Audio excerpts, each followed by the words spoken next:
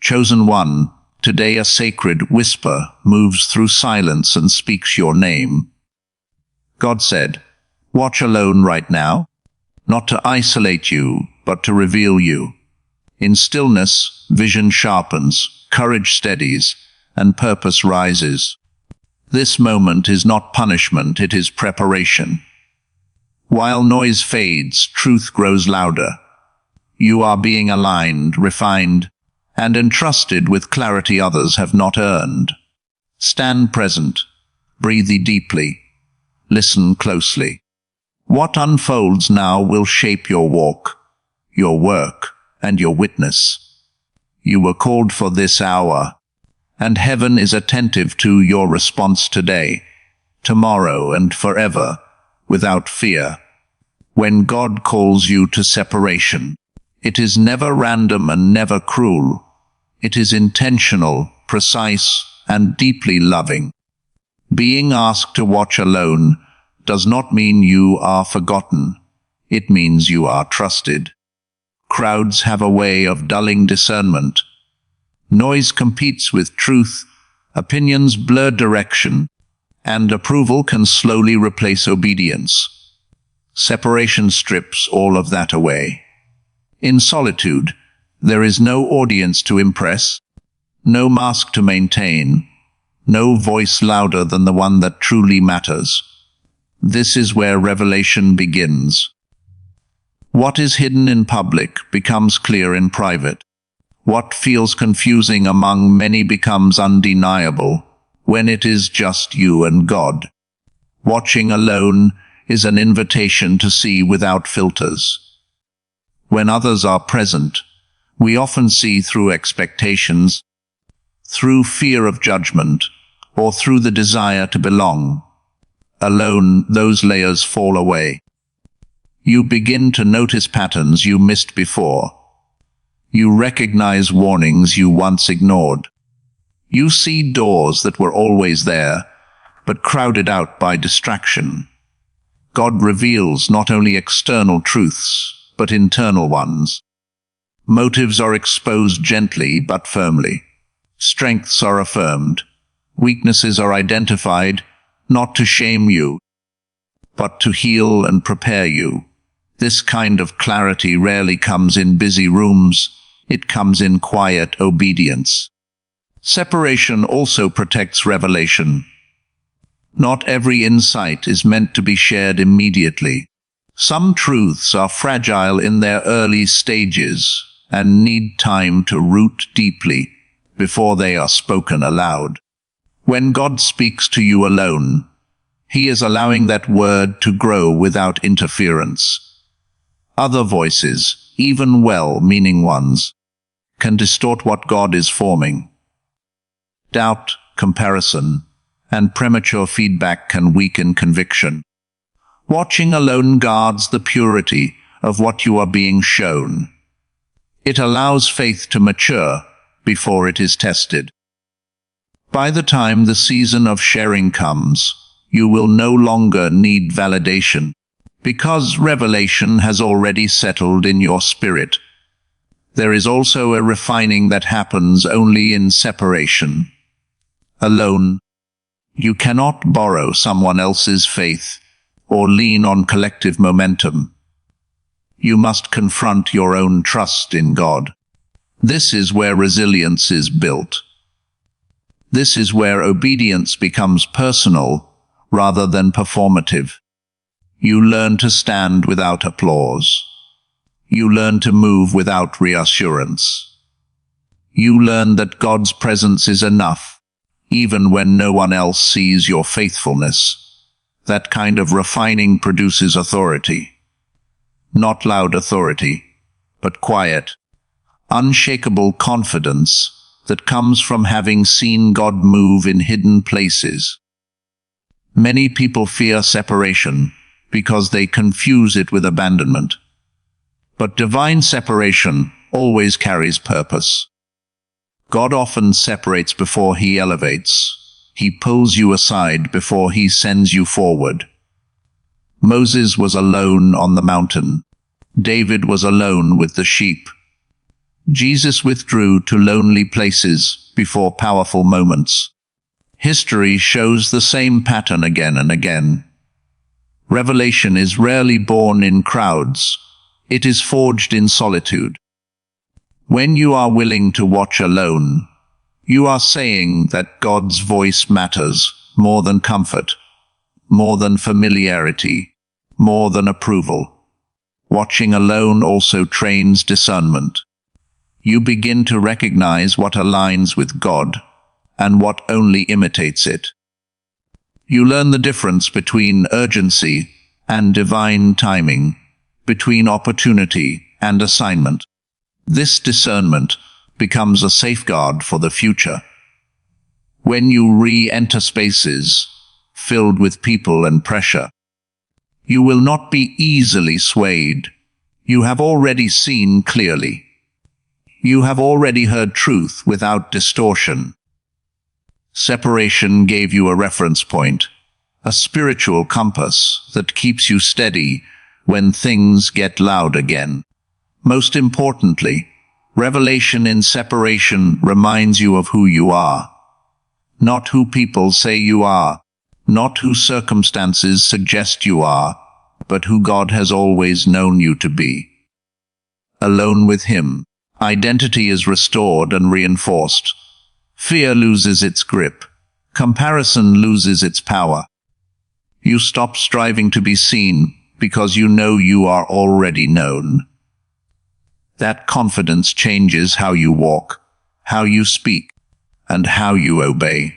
So if God said, "Watch alone right now," understand this: you are not missing out. You are being let in. What you see in this season will guide you in the next. What is revealed in the quiet will sustain you in the storm. Separation is not the end of connection. It is the beginning of clarity. Stillness is not emptiness. It is alignment.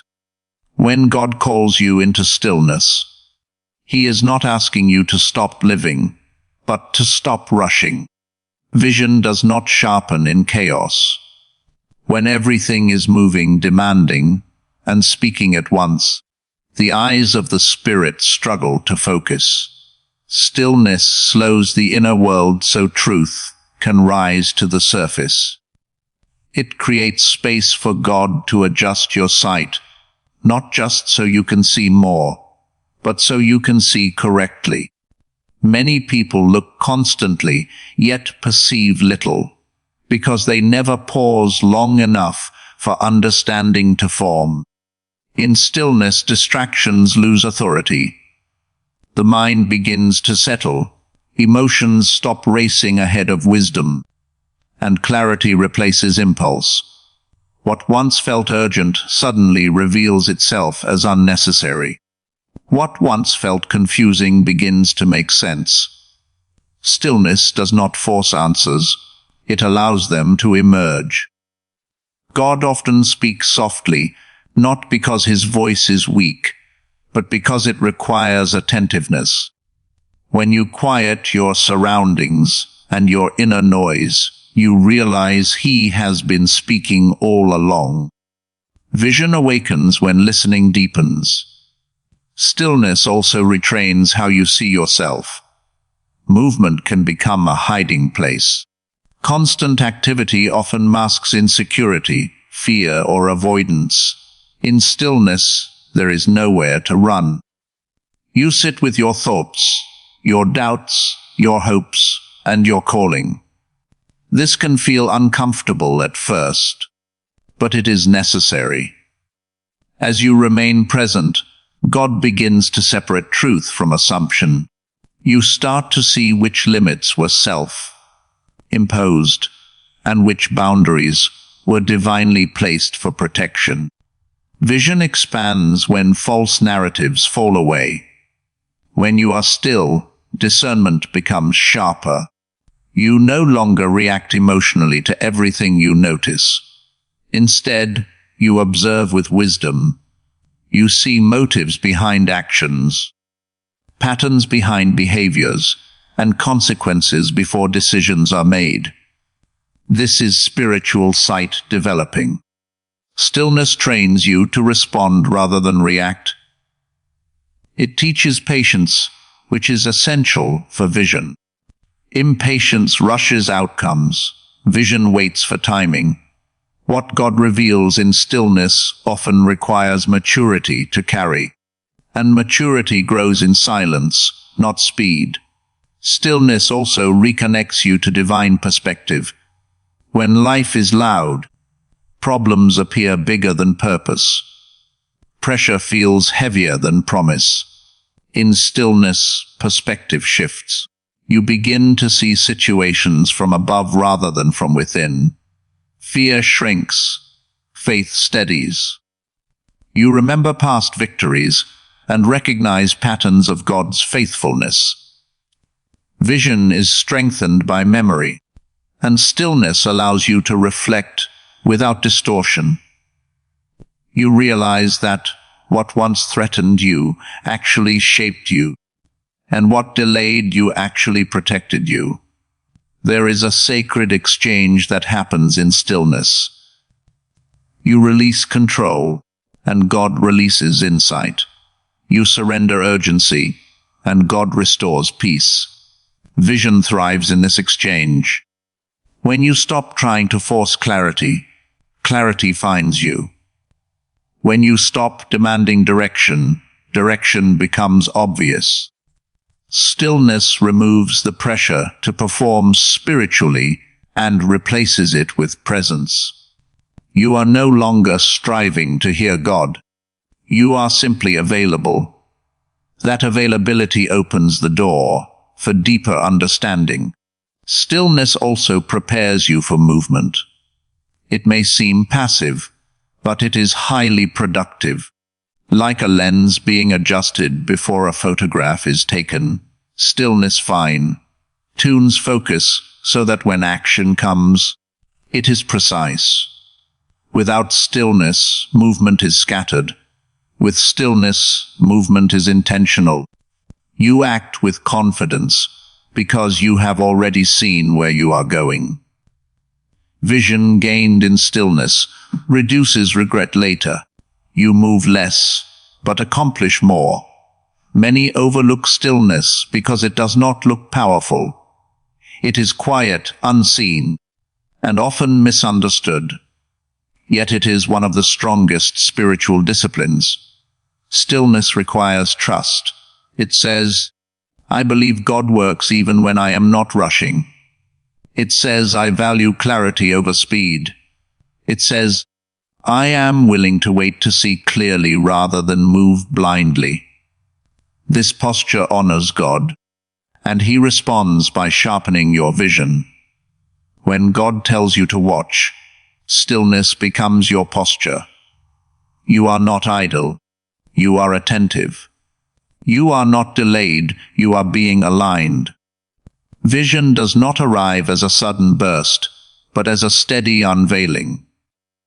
The longer you remain still, the clearer things become. What once felt hidden reveals itself naturally.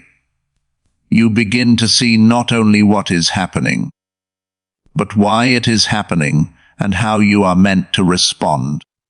Stillness activates vision because it returns authority to God and awareness to you.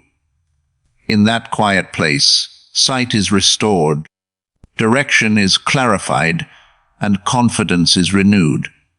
When you rise from stillness, you do not just move forward. You move forward seeing clearly. Obedience often begins in uncertainty. When God asks you to move, watch, wait, or remain still, He does not always explain Himself. This is not because He is withholding truth, but because obedience that depends on full understanding is not obedience at all. It is negotiation. The divine order is trust first, clarity later. Many want the outcome before the instruction, the map before the step, the guarantee before the yes. But God is not building comfort. He is building faith. And faith grows strongest when it is exercised without visible proof. There is a deep humility required to obey without understanding. It forces the heart to release control. Understanding gives a sense of power, but obedience requires surrender. When you do not know why you are being asked to watch alone, to pause, or to move differently than others, your flesh resists. Questions arise. Doubt whispers. Fear tries to fill the gap where explanation should be. Yet this gap is intentional. It creates space for trust to take root. God uses that space to show you not just what He can do, but who He is. Obedience before understanding purifies motives. When you obey only after things make sense, the obedience is often tied to benefit. But when you obey without clarity, it reveals devotion. It says that God's authority is enough, even when His reasons are not yet visible. This kind of obedience is rare, and because it is rare, it carries weight in the spiritual realm. Heaven responds to it. Doors move. Resistance weakens. Alignment accelerates. Not because you understood, but because you trusted. This type of obedience also rewires how you relate to fear. Fear thrives on the unknown. It demands certainty before peace. Obedience walks straight into the unknown, with peace already in place. When you choose to obey without understanding, fear loses its leverage. You stop needing reassurance from circumstances and begin drawing confidence from relationship. God becomes your reference point, not outcomes. This shift is powerful because it stabilizes you in seasons where answers are delayed. There is also a protection hidden in delayed understanding. If God revealed everything at once, it could overwhelm you, distract you, or even tempt you to manipulate the process.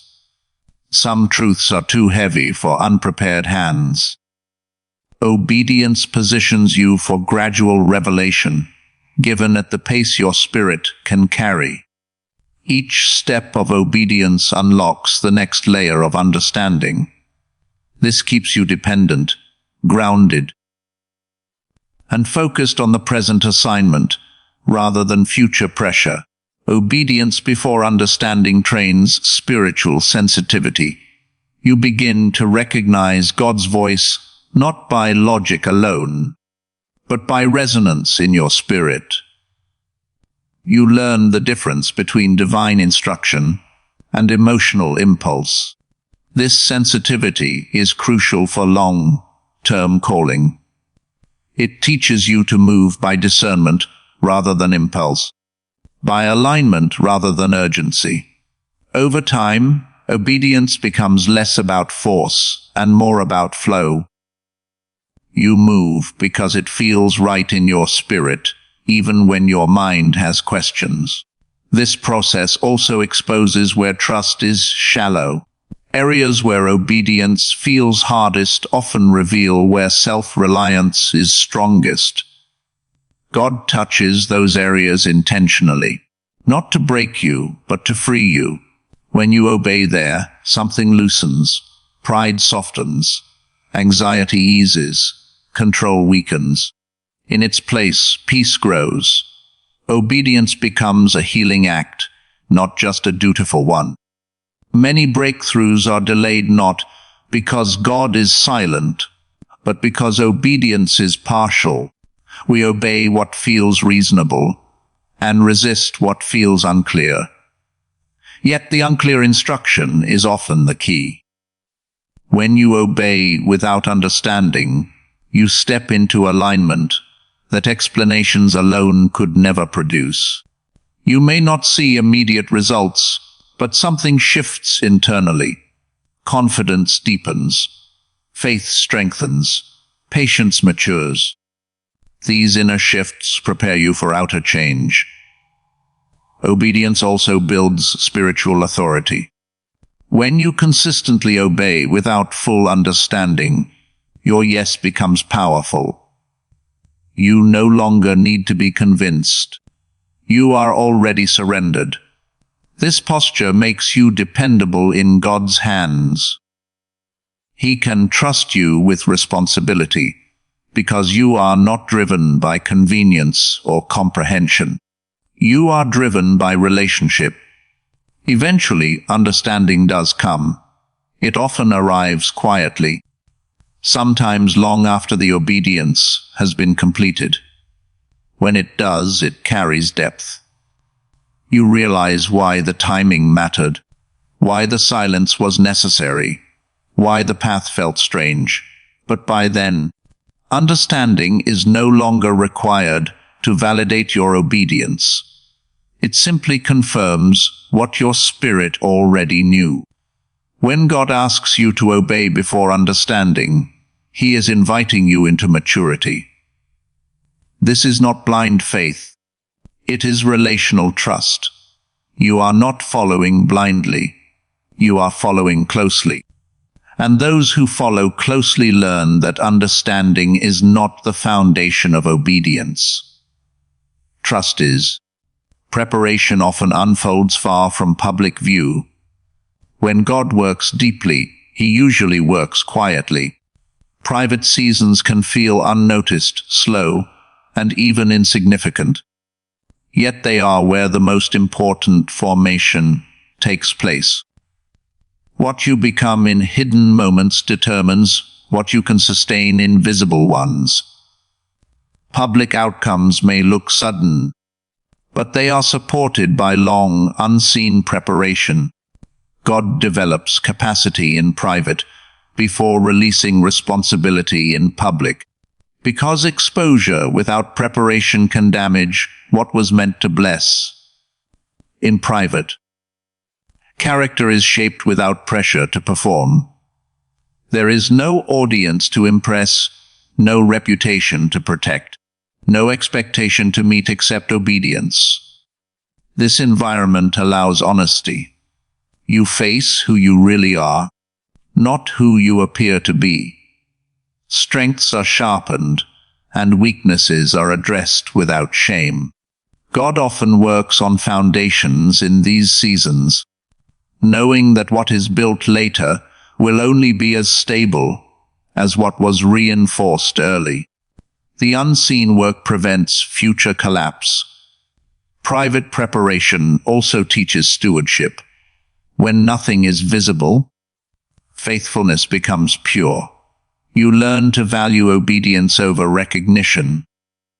Small assignments matter because they are given by God, not because they draw attention.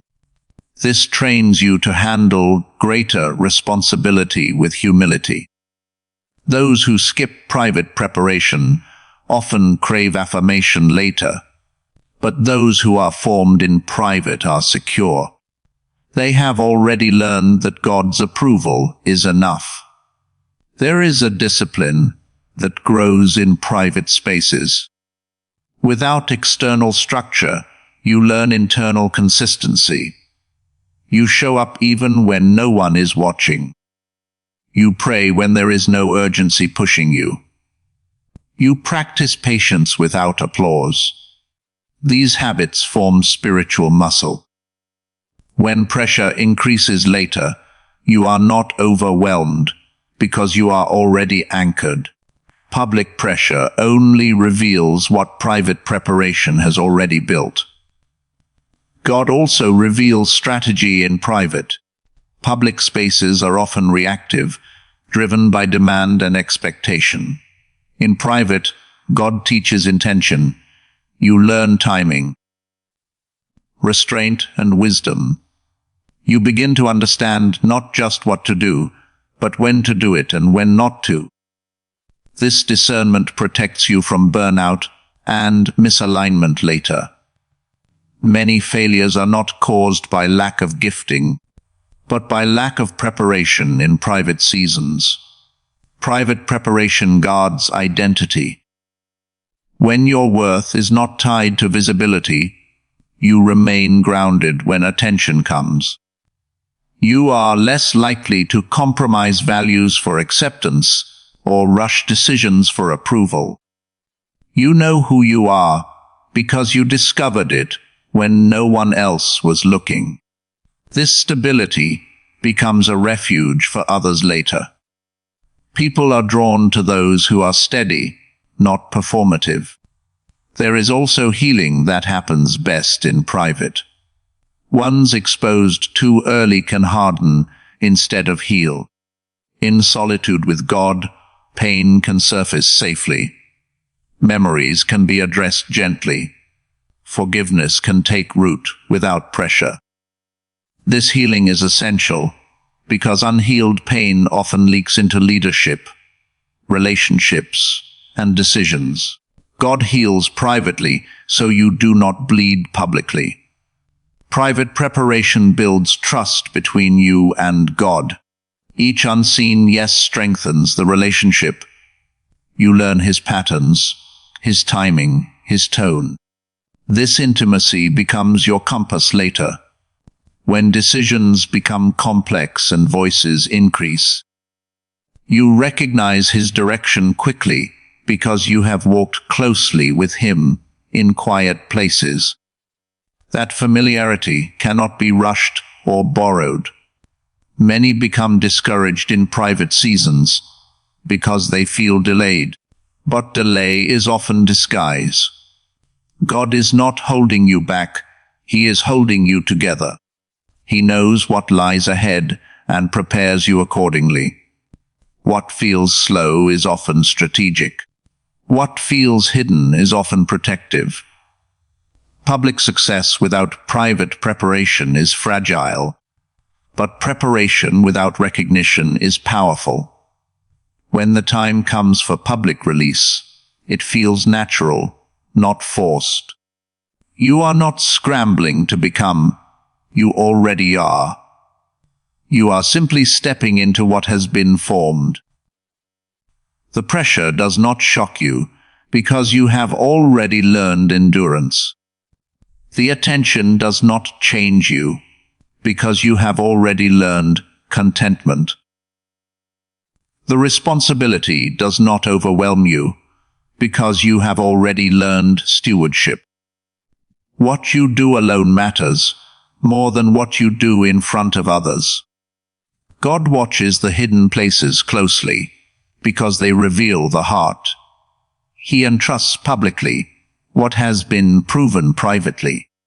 If you are in a season where your work feels unseen, your growth feels quiet, and your obedience feels unnoticed, understand this: preparation is happening, and what is being built in you now will support everything that follows. Every divine moment invites a human response. God speaks, reveals, prepares, and positions, but He does not force agreement. The weight of a calling is often carried on the simplicity of a response. A single yes can open doors that years of effort could not. When heaven listens for your response, it is not because God lacks power, but because relationship requires participation. Your willingness matters. Your attention matters. Your choice to respond shapes what unfolds next. A response is more than words. It is posture, action, and alignment of the heart. Many hear divine direction, but fewer respond fully. Partial responses delay movement. Hesitation creates friction. When God invites you to watch, wait, move, or trust, the response determines the depth of what you will experience.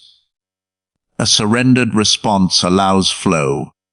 A guarded response creates resistance. God honors honesty, but He moves through availability. Responding requires courage, because it often leads into the unknown. The future rarely reveals itself before commitment. When you respond, you step into motion without guarantees. This is where fear tries to intervene. It asks what-if questions, predicts loss, and magnifies risk. But a faithful response does not deny fear. It chooses trust despite it.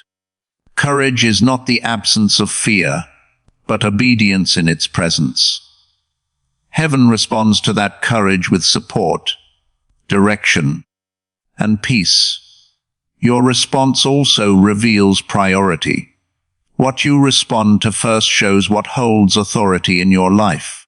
When God speaks and you delay, other voices begin to compete.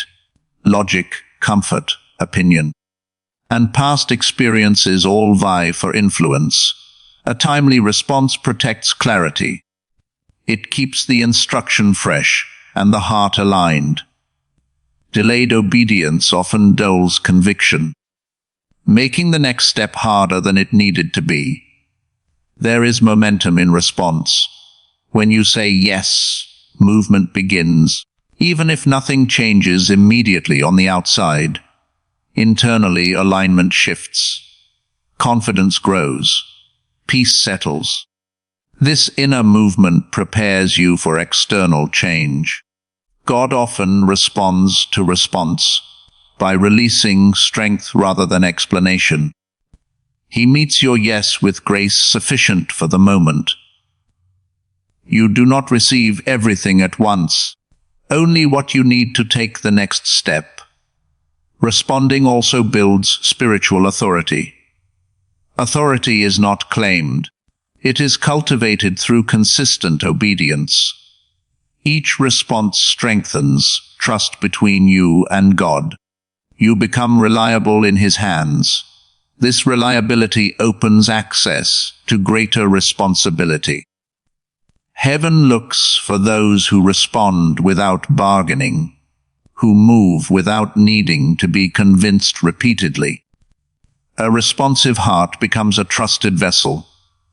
Your response affects others, even when you are alone. Obedience creates ripple effects. Decisions made in private influence outcomes you may never trace back to their origin. When you respond rightly, paths open not only for you, but for those connected to your calling. Delayed or withheld responses can also impact others, though this is rarely visible at the moment. This is why response carries weight beyond personal benefit. Responding does not mean perfection. God does not require flawless execution, only willing participation. You may stumble, question, or adjust along the way. What matters is that you stay engaged. A responsive heart remains teachable. It listens, corrects, and continues moving forward. Heaven honors persistence more than polish. There is also a timing element to response. Some moments are windows. When God speaks in a season, He aligns circumstances to support obedience. Responding within that window allows ease. Resisting can lead to unnecessary struggle later. This does not mean God abandons you if you hesitate, but it often means the path becomes more complex. Timely response is an act of wisdom.